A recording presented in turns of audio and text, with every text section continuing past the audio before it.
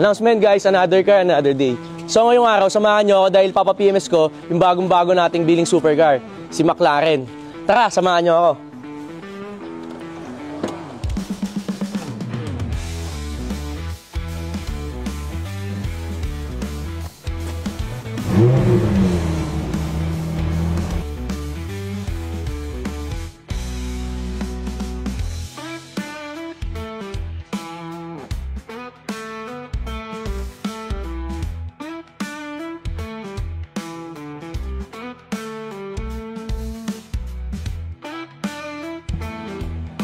Hi sir, good afternoon. So guys, dito tayo sa Auto Plus dahil papa-PMS natin ngayon tong si McLaren. Ayan o, Auto Plus, shout out. Bro, sir. Guys, si Sir Luis nga pala, owner ng Auto Plus. Bro, bale ito yung yung McLaren na bagong kuha ko. Plan ko sana pa-PMS dito. Oh, nice choice. Bro, dito yung isa sa mga trusted na shops ko na para dito sa McLaren. Ano ba mga pwede natin gawin dito, bro? Okay, so yung pinaka-basic is suggested natin na at least once a year na maintain natin yung mga ganitong sasakyan. Regardless kung nasa garahe lang siya or bihira magamit, importante pa rin mapalitan natin yung langis. Diba? So ngayon, i-change oil natin. Yes, using Ravenol oil na dala natin dito sa Auto Plus. May scanning din ba neto dito? Yes bro, nasa-scan natin yung mga iba't ibang klase ng supercar dito sa Auto Plus.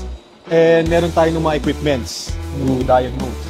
Boss Jeremy yung magiging in charge ngayon sa McLaren natin, guys.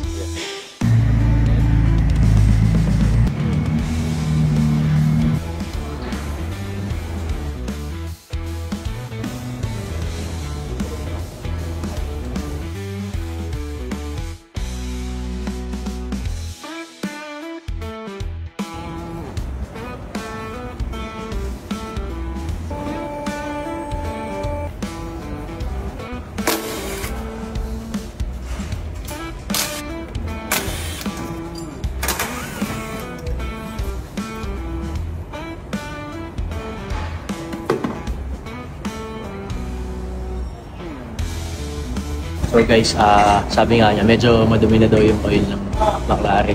Kaya sakto lang na pinalitan natin.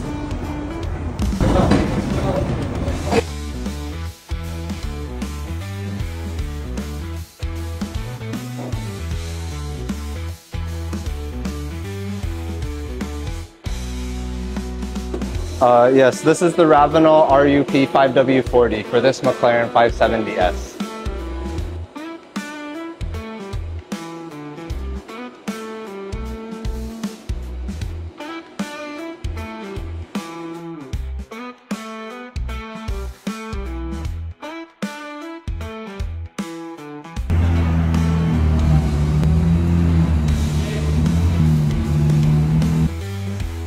So paano brother? Thank you sa service. Una na ako. Ingat bro, huwag mo masyadong bilisan natin.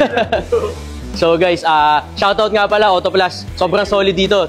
30 years na kayo brother, no? 30 years this year. So guys, 30 years na sila. Hindi lang puro supercar yung mga ginagawa niyo brother, di ba? Yes, lahat ng klaseng kotse naman tinatanggap natin. And we believe we give a competitive price given yung quality ng service na nabibigay natin sa customer.